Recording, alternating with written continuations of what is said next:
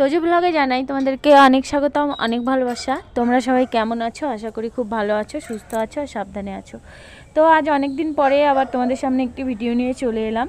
তো দেখতে পাচ্ছ এখানে আমার সকালের পুজো হয়ে গেছে। তো এখানে দেখো, এটা আমার দেওর এনেছিল এখানে ইলিশ মাছ।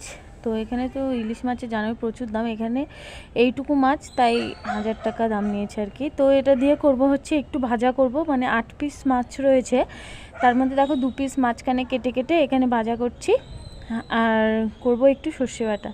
তো একবেলার খাওয়া আর কি, সবাই মিলে খাওয়া হবে আর কি রাত্রেবেলা। সেদিন ছিল হচ্ছে রবিবার, মানে আজকে সোমবারে তোমরা ভিডিওটা পাবে, এটা রবিবারের ভিডিও ছিল। তো তোমরা এখন ঘরটারগুলো দেখে বুঝতে পারবে যে ঘরটা একটু অন্যরকম, কারণ ঘরটা আমরা চেঞ্জ করেছি। একই বাড়ি, কিন্তু আমরা আগে একদম ছাদের উপর ছিলাম। তো ওই ঘরগুলো না একটু ছোট ছিল, তো সেই কারণে আর কি নিচের 1 BHK যে রুম সেটা নেওয়া হয়েছে, ওটা একটু বড় বড় রয়েছে আর কি। ওপরের যে ঘরগুলো ছিল, একটা শোবার ঘর আর একটা রান্নাঘর, মানে ওটাই হল রুম ছিল, আবার ওখানেই রান্না করার জায়গা ছিল আর কি। তো এদিকে দেখো, আমি ডিউটি থেকে আসার সময় এখানে 200 গ্রাম মতো ঘি নিয়েছিলাম, আর হাফ লিটার সাদা তেল নিয়েছিলাম, আর নিয়েছি কাজু, কিশমিশ, এলাচ। আমি ভেবেছিলাম যে আজকে যদি ইলিশ মাছ না পাওয়া হয় আর কি মাংস করা হবে, কিন্তু যাই হোক ওরা পেয়ে গেছে, ওরা আনছিল, তো সেই কারণেই। আর এখানে দেখো এই যে কিশমিশ, কাজু এসবই আর কি নিয়ে এসেছিলাম।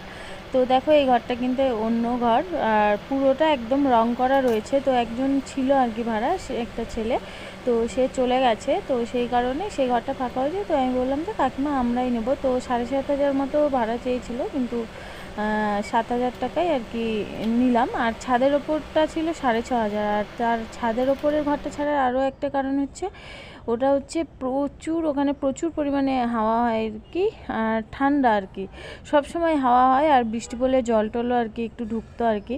তো এদিকে দেখো, তোমাদের সঙ্গে বলতে বলতে আমার এদিকে সর্ষে বাটাটা হয়ে গেছে। আমি এখানে সর্ষে কাঁচা লঙ্কা পেস্ট করে নিয়েছিলাম। ইলিশ মাছ সেরকম কিছু করতে হয় না আর কি। তো যাই হোক, খেতে কিন্তু ভালোই হয়েছিল, খারাপ হয়নি। আর যেরকম একদম মানে আমাদের ওখানে যেমন আসল যে ইলিশ সেগুলো খুব সেন্ট হয়, জানি না এখনকার, খেতে ভালোই, কিন্তু সেরকম গন্ধ কিন্তু খুব একটা পাইনি।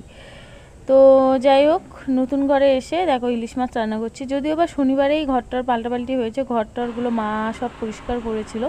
তো দেখেছো ইলিশের সর্ষে বাটাটা কেমন হয়েছে। তো দেখো এদিকে আমি ঝাড় ঠাড় দিয়ে নিচ্ছিলাম। দেখো ওই যে ঘর থেকে বেরোচ্ছি ওটা হচ্ছে শোবার ঘর, আর এটা হচ্ছে আরও একটা, মানে যেটা বলতে পারো ডাইনিং রুম বা যাই হোক, এখানেও এটাও একটা ঘর রয়েছে, আর ওদিকে রান্নাঘর রয়েছে। তোমাদেরকে সবই দেখাবো পরে আর কি, একদিন হোম ট্যুর করে তোমাদেরকে দেখাবো।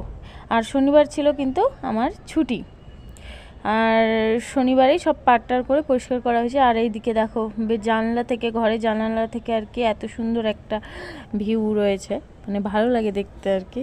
যাই হোক, কি বলবো কিচ্ছু বুঝতে পারছি না। তো চলো, তোমাদের সঙ্গে দুটো জিনিস এনেছি। এই যে এই টুলটা আজকে দেখো কেনা হয়েছে, কারণ না রান্নাঘরটা একটু ছোট, উপরের তুলনায় একটু ছোট, তো যেহেতু এখানে দুটো রয়েছে। আর এখানে দেখো ঠাকুরটা রেখেছি, ঠাকুরের জন্য একটা সিংহাসন নেব এবারই।